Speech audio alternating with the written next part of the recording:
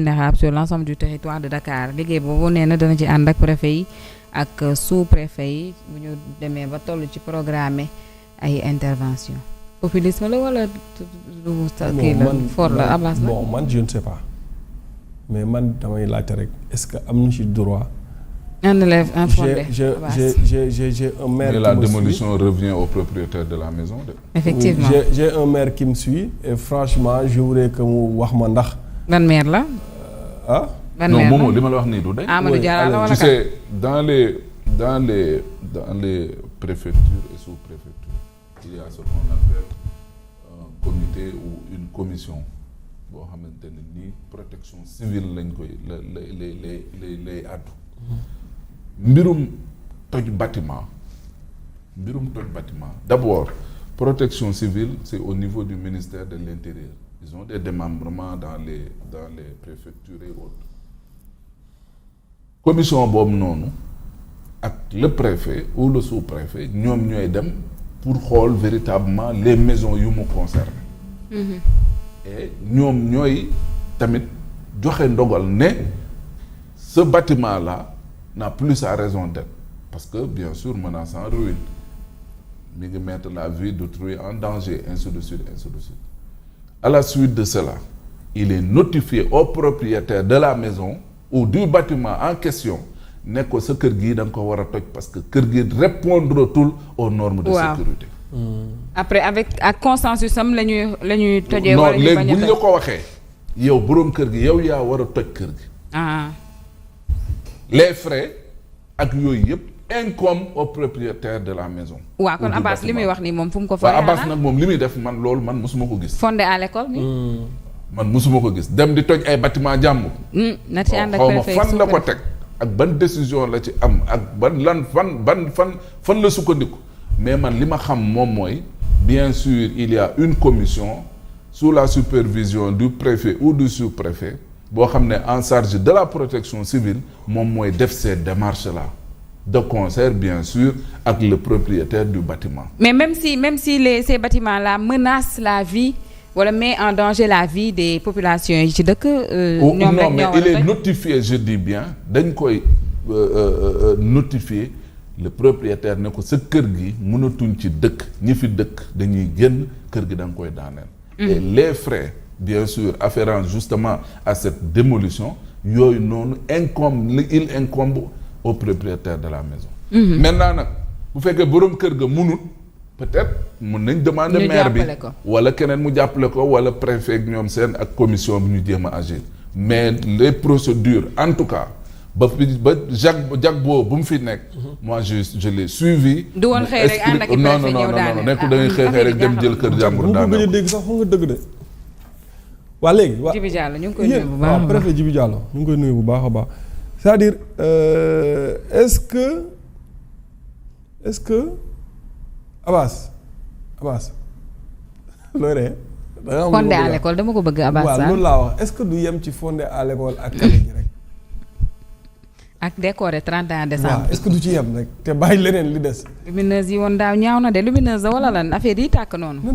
na yem ci fondé gi muy joxe école lumineuse du loolu. na yem ci fondé gi muy joxe ak école. fondé gi moom c'est une belle initiative. waaw na ci yem Abbas fondé moom.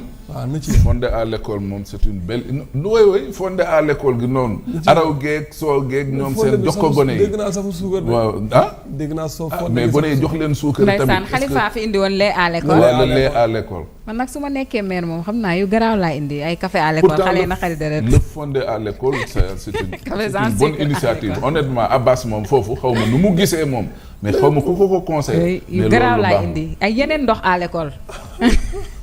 léegi na yem foofu ci fondé ge café gi muy séddale fii rond-point case ba. Mamadou yaa naa ne. lépp luy liquide à l'école laa indi man su ma nekkoon maire de Dakar xale yi na xarit deret.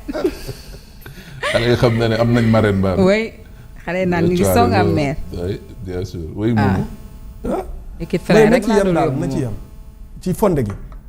waaw na yem ci fondé gi ak café gi nga xamante ni moom lay joxe jàpp naa ne daal moo gën yi initiative yi fan yële passé maa ngi ko dégg muy aalu ci waa xaw ma adjectif xaw ma donc ci affaire JO. wax AGETIP dellu si ñëw na fa li déedéet tegal ci doo borom. xam naa ne moom JOJ yi ñoom xam naa ne ak moom ak état bu Sénégal ci organisation JOJ yi di ngeen gis lu garaaw wóor na yàlla. dañu waroon bàyyi ba en fait c'est la ville de Dakar qui accueille alors que Abbas bon c'est un gros gaillard capricieux comme son comme son maître. Du coup président day ñëw di nuyoo muy boot ay loxoom ak yu kenn xamul yooyu moom saa waaye bu ko naree def ci JOJ yi moom JOJ yu naqari la ñuy am waaye yu naqaree. En tout cas doy na waar. mais néanmoins il faut dire que tant bien que mal am na ci bâtiment yoo xamante ne nag fii ci Ndakaaru dafay baax ñu toj ko balaay jëyee di am maintenant ça revient au propriétaire ou c'est du ressort de la mairie de Dakar ak ñi ma ci nar a àndal. mais ñun ñëpp constaté nañu ni am na ay bâtiment yoo xamante ni vraiment. dëkk ca moom mettre sa bakkan ci xottu gerte la. non ça mais jag boobu assuré nañ ko en justice pourquoi parce que dafa génne ay nit ci kër goo xam ne bâtiment bu doon daanu. mu génne leen de force génne leen ne leen du ma leen fi bàyyi fii. muy mbir yi di daanu seen kaw ngeen di dee. da ngeen di génn par force jag boobu génne leen Jibi Diallo. mais xam nga la ci am plainte. te ndeysaan da leen dimbali waaw tamit dañu solidaire Sénégalais di dimbali nit ñi yow kii di leen wattu seen bakkan ngeen plainte ko ne daf ñoo génne de force ci kër ga. waaye on se rappelle de cette histoire. oui mais yow ku la ne sa bakkan saa waay dama bëgg nga dund kër gii génn fi demal nga dëkk fële ñu toppatoo la avance ak lépp nga ne mukk ci àdduna kii lim ñu def nii daf ñoo mais quand même après finalement. mais les bâtiments menaçants ruinent quand même surtout zone Médina bi jëm Tilène géeg ñoom seen. Vraiment c'est des bâtiments qui datent depuis Mathusalem donc. yooyu wax dëgg yàlla am na même des bâtiments yuy daal yoo xam ne dañoo nekk en construction. Oui, aussi. oui bon c'est vrai que les normes de construction on les respecte pas. Mais ces bâtiments yuy menacer ruinent quand même wax dëgg yàlla dañ ci war a jóg. ñi moom seen kër yi jéem a xool nuñ tojee seen kër yi. bu paree ñu jéem a xool nuñ waruñu ci sa xaar kenn vraiment mais di xaar bañ lay tongal ak Abbas nag moom xaw ma li mu def li fan da ko teg moom. xam naa peut-être déggoo na ci ak borom kër ya avec bien sûr l'aval de la commission en charge de la protection civile xaj na ñoom ñoo wax na ko comme borom kër ya xaj na mënuñu yow mairie bi boo mënee daaneel kër ya daaneel leen. certainement toujours est-il que sur le principe. loolu da doon incombé quand même au propriétaire. daal man bu ma sañoon Abbas daal man bu ma sañoon. instant bi JOJ yaa ngi ñëw. nañ def ay initiative de set setal. Dakar chaque week-end ñu woote ñun ñëpp ñu dem benn koñ. set setal benn kii set setal. fii ak balaa JOJ yi yegg. ñoom instauré woon nañ loolu bi ñuy soog a ñëw. clean xaw ma lan comment ça s'appelait encore waaw non cleaning day xaw ma nu ñu ko tuddee woon. Et loolu c'était pas mal parce qu'on disait même que dañ ko copier woon ci Rwanda Kigali ak Paul Kagame et c'était pas mal man je ne comprends pas pourquoi ñu def ko 2-3 fois après defaatuñ ko wala du moins man gisaatuma ko ça ne mobilisait plus personne. gars yi dematuñu woon. il y avait plus cet engouement là bu ci waroon a am de suivi et puis même mu susciter un peu de chez les gens mais bon. L'objectif n'a pas été atteint donc maintenant il fallait. Loolu c'était mal organisé. Pour man le président dafa waroon mettre en place benn peut-être comité ou bien benn je ne sais pas benn kii boo xamante ni daf leen di appuyer su ko defee ñuy def loolu ñuy clean bi ànd ak une communication dans les médias mais aussi motiver les jeunes.